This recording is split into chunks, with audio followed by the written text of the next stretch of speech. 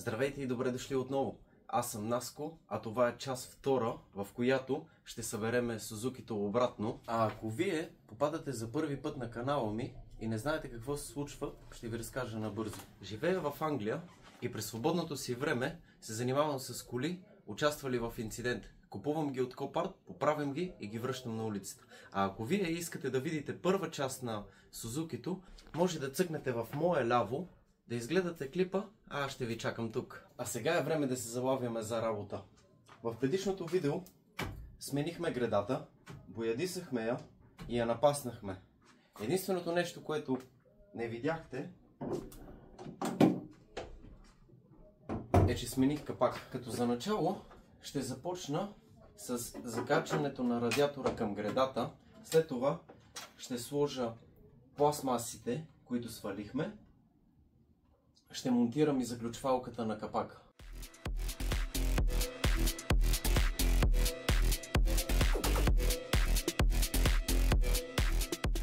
Време е за тампоните, които оплътняват капака, просто за да не дрънка. Просто ги навивам така, ще ги нагодиме, след като сложиме заключвалката, за да видим как ляга капака. След като прекарах жилото, което служи за отваряне на капака, почистих заключващия механизъм и също го напръсках с течна грес.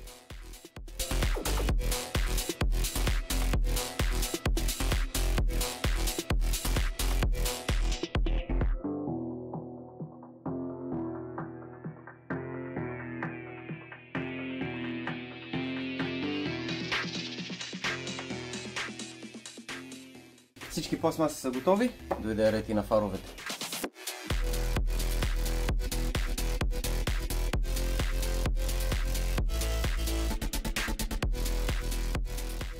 От тази страна фара е чисто нов, което означава, че ще трябва да полираме и другия, за да може да изглеждат еднакво. А и все пак това е лицето на колата, така че... Ето го как изглежда. Ето тук може да видите колко е пожълтяло отгоре. Нищо общо с този. Сега ще ги направим да изглеждат еднакво. Първо да облепиме колата. Колата е облепена. Какво остава да направим? Няма да откачвам този път с шкуренето, защото фара не е чак толкова изгорял. 400 сухо, 800 сухо, след това 1000, 1200 и 1500 водно. И после ще го полираме с лампата, която ще видите след малко.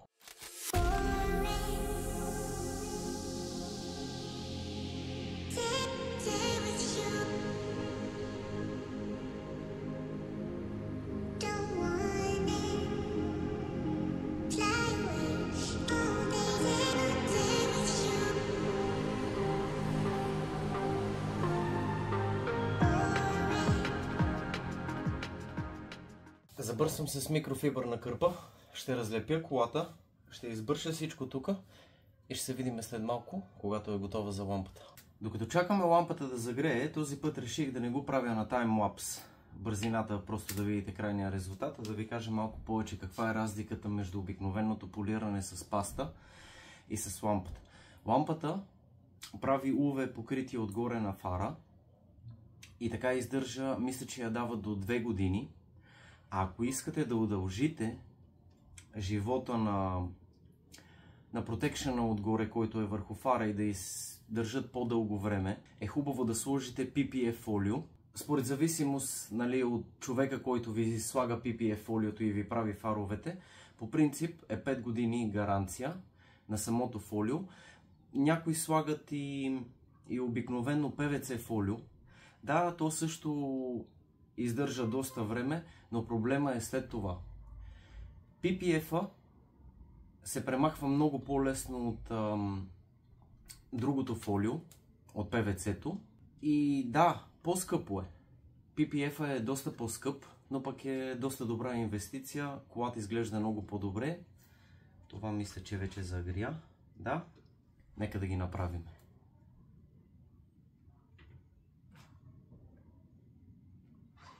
С лампата става доста лесно. Хубаво е да се използва маска, защото все пак това си е отрова. Аз в момента няма да използвам. Мисля, че това е трети път, в който не използвам. Но по принцип да, ако правите сметка сами да си правите фаровете или с това да се занимавате в бъдеще, е хубаво да използвате маска, защото ще ви изпопадат и зъби и просто не е хубаво да го вдишвате.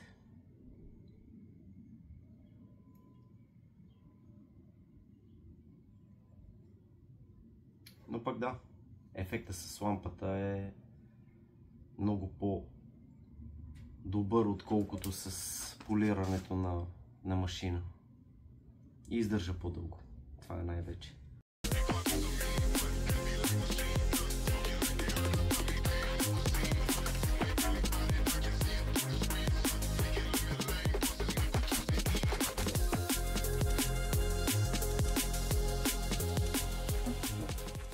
И ето така, вече имаме два чисто нови фара. Време е за бронята, за да видим дали капака е напаснат и най-вече гредата. Тук ще проличи. Първо да вържа обратно дневните светлини и халогените.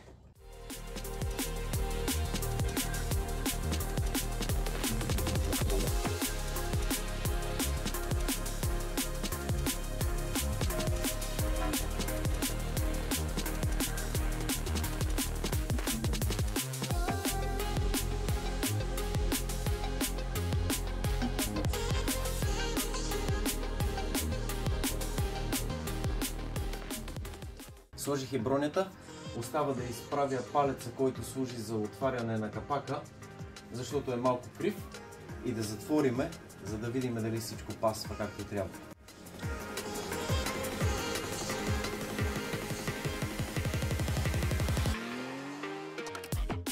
Всичко тук пасна. Капака още малко трябва да се понастрои, трябва да слезне просто малко по-надолу. Също и от тази страна, но това не е чак толкова голям проблем в момента. Просто искам да измия колата, така че щом тук е готова, слагаме я акумулатора, пробваме светлините дали всички са закачени и я изпращам да се мие, защото отвътре изглежда ето по този начин.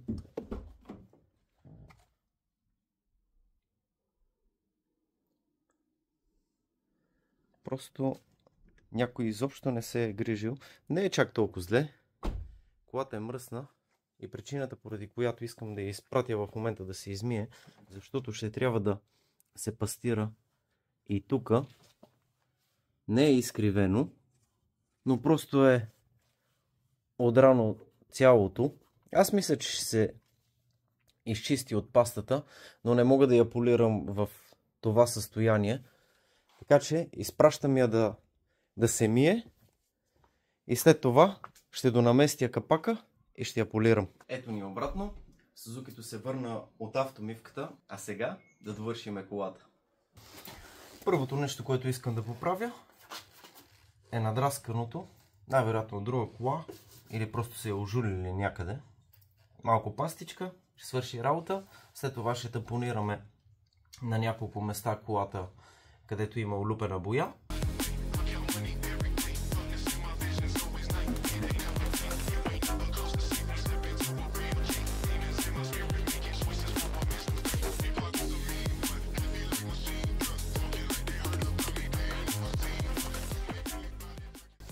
Стъпка номер 2. Finishing Compound. След това избърсваме и се залавяме с тампонирането.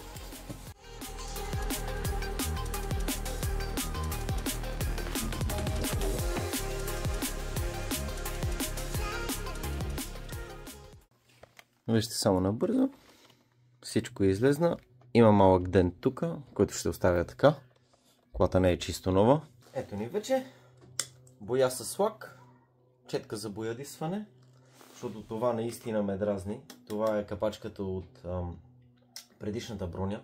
А бронята е чисто нова. Професионално боядисана. Изглежда много добре и това просто ми вади очите. Съвсем лекичко. Оставам го да изсъхне. Ще тампонирам и по капака, защото той не е чисто нов. Втора ръка е. По него също има следи от камъчета. Пак казвам, оставам го да изсъхне, повтарям го няколко пъти, ако се наложи ще го и полирам.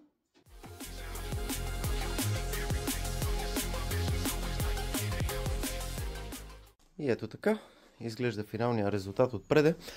Аз забравих да кажа, че понастроих малко капака.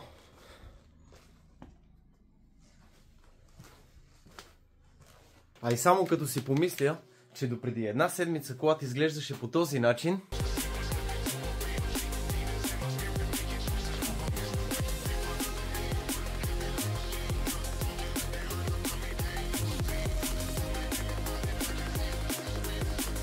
А в момента изглежда в това състояние, ме кара наистина да се гордея със себе си и това, което правя. Ако на вас видеото ви е харесало, дайте един палец нагоре. Ако не сте се абонирали, абонирайте се за канала и ще се видим в следващото видео. Чао!